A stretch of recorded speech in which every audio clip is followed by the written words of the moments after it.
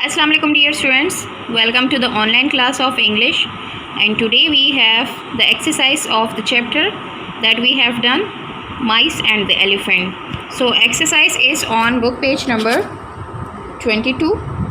So dear students, let's start the exercise. And we have, okay, you have the question answer. So the question answers, dictation, words meaning and word sentences are done in copy, and now we are discussing the book work, and the book work is only done in book. ये जो काम है ये अपने book पे ही करना है, इसमें आपका कोई भी काम कॉपी में नहीं होगा।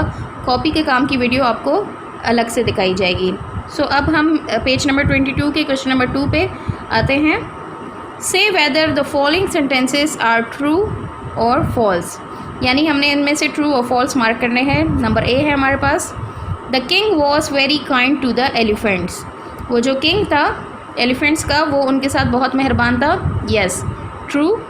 The mice did not help any one, चूहों ने किसी की मदद नहीं की। दिस इज़ फॉल्स, क्योंकि उन्होंने मदद की थी एलिफेंट्स की। द एलिफेंट्स थैंक द माइस, जब चूहों ने उनकी मदद की तो आखिर में एलिफेंट्स ने उनको थैंक बोला। यस, तो ये होगा ट्रू। नंबर 4 है हमारे पास डी पार्ट कि the herd decided to go another way, जब चूहों ने एलिफेंट्स को कहा कि दूसरा रास्ता चुने तो उन्होंने दूसरा रास्ता चुना, तो this is also true. And the last is the palace was made of BRICS, क्या वो महल जो था वो ईंटों से बना था? नहीं, वो पत्थरों से, स्टोन पैलेस था, पत्थर से बना था, तो ये हो गया फॉल्स। सो डियर स्टूडेंट्स, ये हो गई हमारी ट्रू फॉल्स की एक्टिविटी एक्सरसाइज। अब हम क्वेश्चन नंबर 3 की तरफ आएंगे। Put these sentences in the correct order. Okay dear student, हमने स्टोरी पढ़ ली, अब हमें अंदाज़ा हो गया कि स्टार्ट में क्या हुआ था, मिड में क्या हुआ, एंड में। अब इन्होंने हमें स्टोरी जो है वो मिक्स करके दी हुई है, आधी पेज 22 पे है, आधी पेज 23 पे है। अब हमने इसको सीक्वेंस में करना है, तो नंबर सी हमारे पास 1 होगा, क्योंकि द किंग डाइड। सबसे पहले ये हुआ था कि किंग जो था वो फौत हो गया था। उसके बाद हमारे पास अब यहाँ पर आएंगे the palace walls fell down, के पैलेस की जो दीवारें थी वो गिर गई थी। यहाँ पर हमारे पास आएगा 2, फिर आएगा हमारे पास 3 इधर जी part, the elephants killed some mice, ये हमारे पास 3 हो गया। फिर number 4 the mice held a meeting, number 4। फिर यहाँ पर आएगा 5 ए के पास, the mice went to talk to the elephants, और number 6 the elephants were caught in trap, और फिर नंबर 7 यहाँ पर है 1 elephant called the mice, and number 8 the mice bite through the ropes of the trap. So dear students, ये आपने इस तरीके से मार्क कर देना 8 2 7 3 4, और पेज नंबर 2 पे आपने 5 6 और 1, तो ये आपकी अरेंज हो गई स्टोरी। अब हम आएंगे पेज नंबर 23 की तरफ, जिसमें है एक्सरसाइज बी, और क्वेश्चन नंबर 1 है complete the following sentences in your own. Okay, इन्होंने हमें हाफ स्टेटमेंट दी है, अब हम उसको कंप्लीट करेंगे स्टोरी से लेके। नंबर ए है हमारे पास, the elephant king wanted, elephant king क्या वांटेड करता था, मतलब क्या चाह रहा था? To live near the lake, कि वो झील के पास करीब रहे, क्योंकि उनको झील के पास पानी पीना था। Under the floors of the palace, वो जो फर्श थे महल के फर्श में क्या हो रहते थे, कौन रहते थे? Lived thousands of mice. These elephants will surely kill us all, यानी ये एलिफेंट्स अगर यहाँ से गुजरते रहे फर्श से तो हम सब मर जाएंगे। Let us help the elephants to escape, यानी चूहों ने कहा कि हमें मदद करनी चाहिए एलिफेंट्स की ताकि हम उसको बचा सकें। डियर स्टूडेंट्स, आपने राइटिंग इस तरीके से लिखनी है कि आपका ये जो सेंटेंस है वो इन ब्लैंक्स के या यहाँ तक आपका कंप्लीट हो सके, ज़्यादा बड़ा आपने राइटिंग में नहीं लिखना। अब क्वेश्चन नंबर 2 में जो हमें सेंटेंसेस दिए गए हैं, ये आपका कॉपी वर्क है, ये आपको कल की वीडियो में दिखा दिया जाएगा कॉपी में, यानी अंडरलाइन वर्ड्स जो हैं इनको हमने कॉपी में सेंटेंसेस में यूज करना है, तो ये आपका कॉपी वर्क है, और ये आपको कॉपी का जो वीडियो आपकी कॉपी रिटन वर्क शो किया जाएगा तो उसमें आपको मिल जाएगा।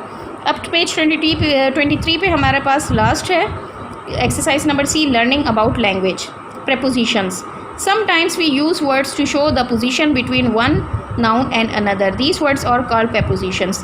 Prepositions dear students उसको कहते हैं कि जब एक या दो नाउन की हम उसकी पोजीशन बताते हैं, यानी ये चीज़ कहाँ पड़ी है, ऊपर है, नीचे है, लेफ़्ट पे है, राइट पे है, तो ये सारे वर्ड्स जो होते हैं इनको कहते हैं prepositions. All the underlined words in the sentences given on the next page are prepositions. अब हम पेज नंबर 24 की तरफ जाते हैं। कहते हैं कि पेज 24 पे जितने भी वर्ड्स आपको अंडरलाइन किए गए हैं ये सब prepositions हैं। ये आपके पास एग्जाम्पल है, the box is on the table. ये आपको टेबल नज़र आ रही है, ये बॉक्स जो है इसकी पोजीशन बताई गई है कि बॉक्स कहाँ पर है, टेबल के ऊपर। The man is walking under the bridge. आदमी जो है वो ब्रिज पुल के नीचे से गुजर रहा है। The cat is sitting near the wall. बिल्ली जो है वो दीवार के करीब बैठी है। The sailor sailed across the sea. So dear students, इसी तरीके से आप लोगों को किसी भी चीज़ के, किसी नाउन के, नाउन कहते हैं नाम चीज़ जगह को, किसी शख्स, किसी चीज़ का नाम या किसी जगह का नाम, तो उनकी प्रेपोजिशंस को बताया जाता है, जैसे ऑन, अंडर, नियर, अक्रॉस। इसी तरीके से अब हमें एक एक्सरसाइज सी की क्वेश्चन नंबर 1 हमें दिया गया है। Put suitable prepositions in the following sentences, use the words in the box. अब इन बॉक्स में हमें प्रेपोजिशंस दिए गए हैं, डाउन नीचे, फ्रॉम से, इन उसमें, अप ऊपर, ऑन उसके ऊपर। तो अब हम प्रेपोजिशंस यहाँ से पुट करके हमने ये खुद एक्टिविटी करनी है। नंबर ए है, Rahman is coming home dash the market. तो रहमान घर आया मार्केट से। तो फ्रॉम से मतलब यहाँ मार्केट से, तो यहाँ पर आएगा from. The teacher road dash the black board. Teacher किस ब्लैक बोर्ड डैश लिख रही थी, तो ब्लैक बोर्ड पर लिख रही थी, तो वहाँ पर आएगा on. Ayesha ran quickly dash the hill. Ayesha बहुत तेज़ी से हिल के डैश भाग रही थी, यानी हिल के ऊपर, तो अप ऊपर भाग रही थी। Tony tripped and roll down the hill. तो यहाँ पर टॉनी जो है वो बंदा है और वो हिल से नीचे रोल डाउन हुआ, यानी टर्न हुआ, तो वो आएगा डाउन, हिल से नीचे उतरा। There is a mouse dash in my kitchen. Mouse जो है किचन डैश है, यानी किचन में है। तो from, on, up, down and in जो है वो आपकी एक्सरसाइज में आ गए। ये हमने इस तरीके से पुट करने हैं। अब डियर स्टूडेंट्स, हमारे पास क्वेश्चन नंबर 2 है, जिसमें है कि copy this passage in your notebook and underline all the prepositions. अब हमने यहाँ पर तो एक्टिविटी कर ली, अब यहाँ पर हमें एक पूरा पैसेज मिला हुआ है, यानी एक पैराग्राफ है, जिसमें से हमने जो प्रेपोजिशंस हैं वो अंडरलाइन करने हैं। जैसे कि मैंने आपको पहले बताया कि प्रेपोजिशंस कहते हैं पोजीशंस को, यानी किसी चीज़ की पोजीशन। प्रेपोजिशन, ये प्री हटा ले तो आपको पोजीशन से ही शो होगा कि किसी चीज़ की पोजीशन के वो कहाँ पर है। Maria lived near a river. Near जो है हमारा प्रेपोजिशन है। In her garden there was a small boat. One day during the monsoon Maria took the boat out of the garden. She carried it along the path to the river. She put the boat in the water. She jumped off the bank into the boat. So आपको सारे preposition जो हैं वो मैंने underline करके दे दिए हैं। आपने इसी तरीके से इन सब प्रेपोजिशंस को अंडरलाइन करना है। अब डियर स्टूडेंट्स, हमारे पास जो पेज 25 पे हमारे पास क्वेश्चन नंबर 2 है, ये एक्सरसाइज डी का क्वेश्चन नंबर 2 है। एक्सरसाइज डी का जो क्वेश्चन नंबर 1 है वो आपका ओरल है, यानी आपने इन वर्ड्स को लाउडली आपने प्रोनाउंस करना है, जैसे hat, hate, mad, made, tap, tape, Sam, same, can, cane, wall, well, यानी कि ई ऐड करके आपने वर्ड्स की जो प्रोनाउंसिएशन है वो थोड़ी सी चेंज हो जाती है। तो ये तो था हमारा ओरल काम। अब हम अपने रिटन काम की तरफ आएंगे। क्वेश्चन नंबर 2 एक्सरसाइज डी का। Complete this question using your own words. Okay dear students, इन्होंने हमें एक स्टेटमेंट्स दिए हैं, उसको हमने कंप्लीट करना है अपनी मर्ज़ी से। जैसे कि मे आई कम इन प्लीज़, ये मैंने आपको सेंटेंस बना दिया। क्या मैं अंदर आ सकता हूँ मेहरबानी करके, मतलब मेहरबानी करके पूछते हैं कि क्या मैं अंदर आ सकता हूँ। जब हम किसी से रिस्पेक्टली कुछ पूछते हैं तो उसमें हम प्लीज़ लगाते हैं। तो मैंने यहाँ पर लिख दिया come in. Won't you sit down please. यहाँ पर आप अपनी मर्ज़ी से कोई भी बना सकते हैं वर्ड, लेकिन मैंने आपके लिए ये रेडी किया है।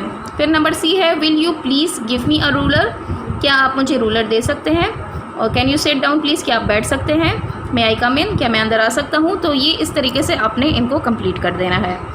सो डियर स्टूडेंट्स, ये थी हमारी exercise of the chapter the mice and the elephants, और आपने बहुत नीट एंड टाइडी करके काम कंप्लीट करना है।